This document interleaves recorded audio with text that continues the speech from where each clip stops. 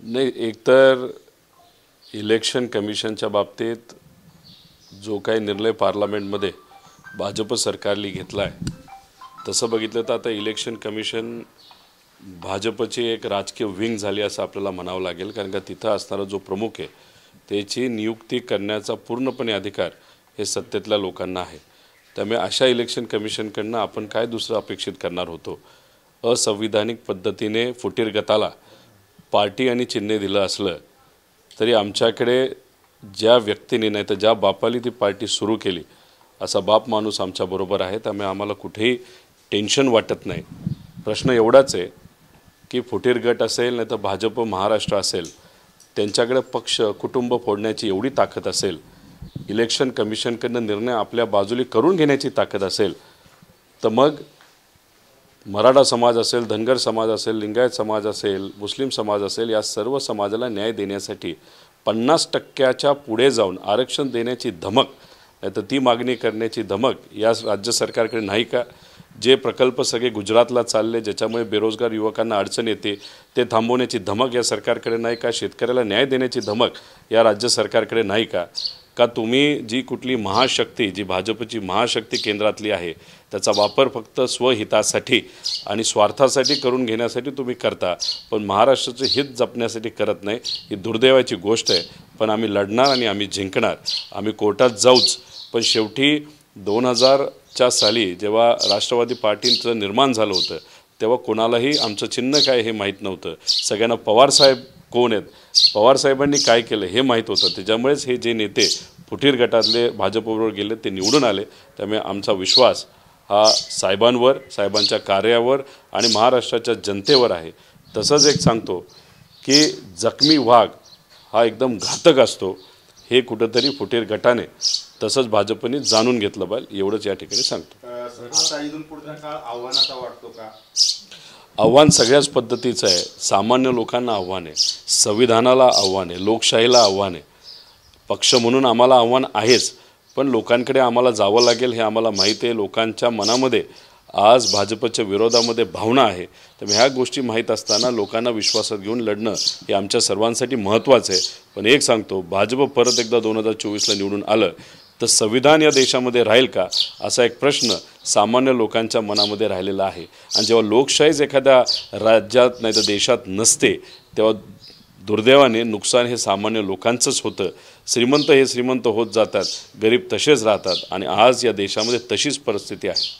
मंत्री धर्मराम बाबा असं म्हणतात की सर्वात जास्त लोकप्रतिनिधी आणि पदाधिकारी आमच्याकडे ते म्हणून आम्हाला हे मिळाले नाही. त्याच्यात त्यांनी तो आनंद व्यक्त करावा. आमदार त्यांच्याबरोबर आहेत. फंड नाहीतर जे काही स्वार्थ असेल त्याच्यासाठी कदाचित काही आमदार तिथं गेले असतील, पण आमदारांना तुम्ही कंट्रोल करू शकता, पण लोकांना आणि लोकांच्या भावनेला तुम्ही कसं कंट्रोल करणार आहात? त्यामुळे लोकांची भावना ही भाजपच्या विरोधात आणि भाजपबरोबर गेलेले जे मित्रपक्ष आहेत त्यांच्या विरोधात आहे. आणि हीच आमची जमेची बाजू आहे. आणि पवारसाहेब स्वतः या वयामध्ये सुद्धा अन्यायाच्या विरोधात लढत आहेत. इलेक्शन कमिशनमध्ये ते स्वतः तिथं गेले. ज्या पार्टीचा जन्म लोकांमुळे आणि पवारसाहेबांच्या मार्गदर्शनामुळे झाला, ती पार्टी वाचवण्यासाठी इलेक्शन कमिशनला साहेब स्वतः गेले. त्याच्यावरनं त्यांची कमिटमेंट ही दिसते. कमिटमेंट असणारी लोक आज राजकारणात पाहिजेल. स्वहितासाठी लढणारी लोक नको, तर लोकांच्या हितासाठी लढणारी लोक पाहिजेल, असं सगळ्यांचंच मत झालेलं आहे. पुढे ते म्हणतात की आता साहेबांनी आशीर्वाद द्यावे का आम्हाला? कोणाला? कोण म्हणलं? धर्मराम बाबा. धर्मराम बाबा आत्राम आता मंत्री झालेले आहेत. लोकसभेच्या इलेक्शनमध्ये ते उभे राहतील का नाही हे मला माहीत नाही. विधानसभेला ते उभे राहतीलच. त्यावेळेस आशीर्वाद मागायला तुम्हाला साहेबांकडेच यावं लागेल. का लोक तुमच्या बाजूली नसतील, साहेबांच्या बाजूली असतील, पण त्यावेळेस आशीर्वाद साहेब देतील का हा या व्यक्तीला नाही तर या नेत्याला असा प्रश्न माझ्यासारख्याला तरी वाटतो. पुढचं नियोजन कसं असणार आहे? पक्ष चिन्हासंदर्भामध्ये किंवा नावासंदर्भामध्ये? आजच नाव आपल्या सर्वांसमोर येईल, पण जे काही इलेक्शन कमिशननी सांगितलेलं आहे चिन्ह सांगण्याची आज जरूरत नाही. त्यामुळे आज संध्याकाळपर्यंत नाव जे लोकांच्या मनात आहे असंच नाव हे दिलं जाईल. चिन्हाच्या बाबतीत कदाचित आज निर्णय घेतला जाणार नाही, पण चिन्ह असंच येईल जे सर्वसामान्य लोकांचं प्रतीक आहे. हा निकाल तुम्हाला म्हणजे अपेक्षित होता का? असं होऊ शकतं असं वाटत होतं का तुम्हाला? माझं सोडावं, टपरीवर एखादा व्यक्ती जो जातो नाही तर बसतो नाही तर दुकानात जातो नाही तर शेतकरी असो, कष्टकरी, युवा असो, सामान्य लोक असो, त्यांना सगळ्यांना हा निकाल अपेक्षित होता. शिंदेसाहेबांच्या पार्टीबद्दल बरोबर जे झालं तसंच आता अजितदादा मित्रमंडळाच्या पार्टीबरोबर सुरू आहे। आता अध्यक्षसुद्धा जेव्हा निर्णय घेतील तेव्हा शिंदे गटाच्या बाबतीतला निर्णय त्यांनी घेतला तसाच अजितदादांच्या गटाच्या बाबतीत ते निर्णय घेतील असं कुठंतरी सगळ्यांनाच वाटलं। आता शेवटी विश्वास हा आपला कोर्टावर आहे, कोर्ट या बाबतीत काय करते हे बघावं लागेल। अजितदादा म्हणतात लोकशाहीमध्ये संख्याबळाला जास्त महत्त्व आहे। बरोबर आहे ना, त्यांचं म्हणणं बरोबर असलं पण ते आमदारापुरतं बरोबर आहे। पण त्याचा अर्थ जो निकाल दिला गेला इलेक्शन कमिशनली त्याच्यामध्ये फक्त संख्याबळ बघितलं जात नाही, त्याच्यामध्ये कॉन्स्टिट्यूशन बघितलं जातं। म्हणजे भारताची कॉन्स्टिट्यूशनसुद्धा बघितलं जातं आणि पार्टीची कॉन्स्टिट्यूशनसुद्धा बघितलं जातं। मग अशा पद्धतीने कॉन्स्टिट्यूशनला दुजारा देऊन जर निर्णय इलेक्शन कमिशनने घेतला त्याचा अर्थ केंद्र सरकारच्या मनामध्ये संविधान, कॉन्स्टिट्यूशन आणि जे मूल्य आहेत त्याचं काही महत्त्व नाही, फक्त कुठंतरी ताकद हाच एक मुद्दा ते घेऊन चाललेले आहेत। त्यामुळे आमदाराची ताकद फक्त किती आहे याच्याकडे बघून निर्णय घेणं हे योग्य नसतं। पण जाऊ द्या, आता लोकशाहीच्या माध्यमातून लोकांकडे न्याय मागण्यासाठी आम्ही सर्वजण जाणार आहोत आणि लोक हे पवार साहेबांबरोबर आणि एका विचाराबरोबर राहतील असा विश्वास आम्हाला तरी आहे। भविष्यामध्ये महाराष्ट्र दौरा जो आहे तर तो होईल पक्ष मजबूतीकरणासाठी, कारण आपण म्हणतो की लोकांपर्यंत पक्ष मजबूतीकरण हा एक मुद्दा आहे। त्याच्याचबरोबर जे काय देशामध्ये चाललेलं आहे तर त्याच्याबद्दलची सुद्धा जनजागृती करण्यासाठी आम्हाला फिरावं लागणार आहे। आज जर आपण बघितलं तर सर्व घटकाला दुर्लक्ष हे सरकार करत आहे, ज्याच्यामध्ये शेतकरी असू द्या, वंचित असू द्या, त्याच्याचबरोबर आज युवा वर्ग असू द्या, महिला असू द्या, सुरक्षितता असू द्या। म्हणजे सामान्य लोक हे मंत्र्याच्या ऑफिसमध्ये जाऊ शकत नाहीत पण गुंड जाऊ शकतात। म्हणजे हे गुंडांना सांभाळणारं सरकार आहे, सामान्य लोकांसाठी काम करणारं सरकार नाही। त्यामुळे याच्या विरोधात लोकांमध्ये आम्हा सगळ्यांना जावं लागेल। साहेब स्वतः तिथं जातील आणि जयंत पाटील साहेब तर आहेतच, आत्ता फिरतच आहेत, त्यांच्याबरोबर इतरही सर्व जे काही नेते आहेत, कार्यकर्ते आहेत ते भक्कमपणे विचाराच्या बाजूली साहेबांच्या बरोबर राहून लढत राहतील। साहेबांचं काही बोलणं झालं तुमचं या सगळ्या घटनेनंतर? साहेबांचं आणि माझं काल बोलणं झालं, त्यांनी कुठेही टेन्शन घेतलं नाही। त्यांनी सहज सोप्या भाषेत सांगितलं लोक आपल्या बाजूला आहेत, लढायचं आणि फक्त लढण्यासाठी लढायचं नाही तर जिंकायचं सुद्धा। आणि ही जी काय महाशक्ती आहे जी लोकशाहीला दाबते, सामान्य लोकांचा आभास दाबते आणि सामान्य लोकांना विकासापासून जे काही वंचित ठेवलं गेलं आहे त्या लोकांच्या बाजूने आपल्याला लढायचं आहे आणि लढेंगे और जीतेंगे असं पवार साहेबांनी तिथं सांगितलेलं आहे। आपण पाहिले की महाशक्ती म्हणणारे किंवा विश्वाचे नेते म्हणून नरेंद्र मोदी पुढे जात आहेत प्रत्येक ह्याच्यामध्ये, असं वक्तव्य भारतीय जनता पक्षाकडे करत नाही तिथं। मग असं असताना सुद्धा प्रादेशिक पक्ष, शिवसेना झाला, राष्ट्रवादी असेल किंवा इतर राज्यामध्ये पक्ष संपवणं, पक्ष फोडणं अशा पद्धतीचं राजकारण भारतीय जनता पक्षाकडून कशामुळे केलं? एक तर कुटुंब फोडायला सुद्धा ते थांबलेले नाहीत, पक्ष फोडणं त्यांनी सुरुवात ठेवलेलं आहे।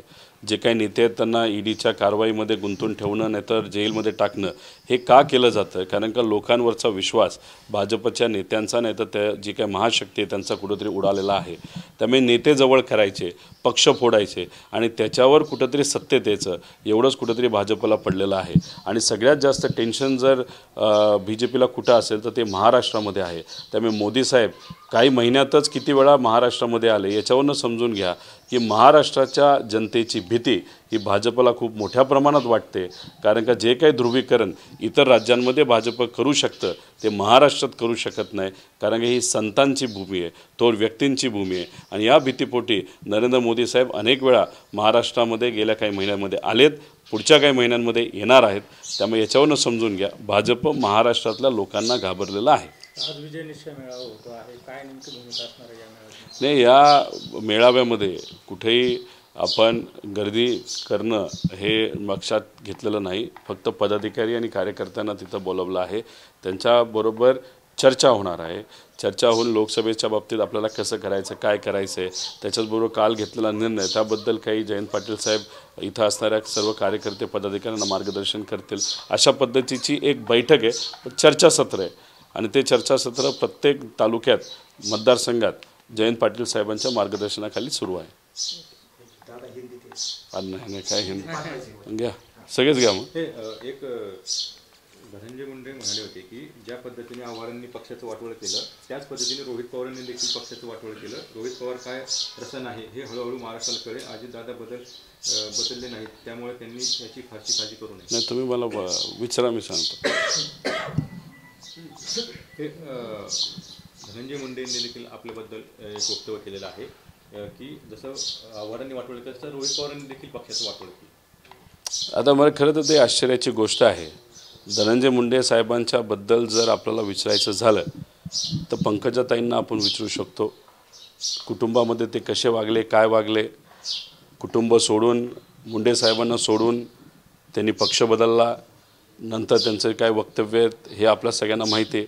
त्यामुळे ज्या व्यक्तीने कुटुंबाबद्दल जो काही निर्णय घेतला, ज्या पद्धतीने घेतला, आपल्या काकाला एकटं पाडलं आणि ते समाजाला, लोकांना आवडलेलं नाही, अशा व्यक्तीने माझ्याबद्दल बोलणं हे मला काही उचित वाटत नाही आणि मी त्यांच्याबद्दल बोलून लोकांचाही वेळ घ्यायला इच्छुक नाही. कल जो महाराष्ट्र इलेक्शन कमीशन ने जो रिजल्ट दिया है, कैसे देखते हैं आप? एक तो इलेक्शन कमीशन ने जो निर्णय लिया वो संविधान के खिलाफ है, और दूसरी बात अगर आप देखें तो भाजपा का एक अलग डिपार्टमेंट इलेक्शन कमीशन हो गया ऐसे लगता है. पार्लियामेंट में जो भी रूल्स एंड रेगुलेशन चेंज किए गए, अभी इलेक्शन कमीशन का जो प्रमुख रहेगा वो सरकार या सत्ता में जो है लोग हैं वही वहाँ पे प्रमुख को बिठाएंगे. उससे पता चलता है इलेक्शन कमीशन ये लोगों के हित के लिए कमीशन है ऐसा नहीं, लेकिन बीजेपी का एक अलग डिपार्टमेंट है ऐसे हम कह सकते हैं, लेकिन ये संविधान के खिलाफ है.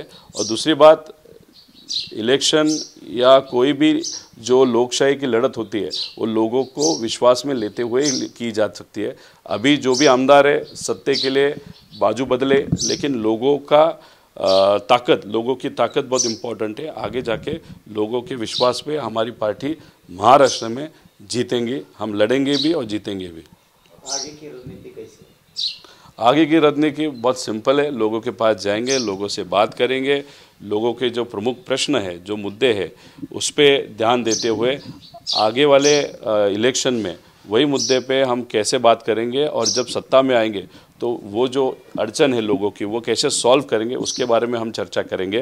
क्योंकि ये जो महाशक्ति है बीजेपी की जो दिल्ली में बैठी है वो पार्टी को फोड़ती है, कुटुंब को फोड़ती है, लेकिन महाराष्ट्र के हित के जो प्रश्न हैं वो सॉल्व नहीं करते. जो महाराष्ट्र के बीजेपी के लोग हैं, अभी जो भी उनके साथ गए हैं, वो स्वहित के लिए, खुद के हित के लिए वो महाशक्ति का इस्तेमाल करते हैं, लेकिन महाराष्ट्र के लोगों के हित के लिए वो कुछ भी नहीं करते. ये दुर्दैव की बात है, लेकिन लोग जानते हैं, जनता सब कुछ जानती है, लड़ेंगे और जीतेंगे.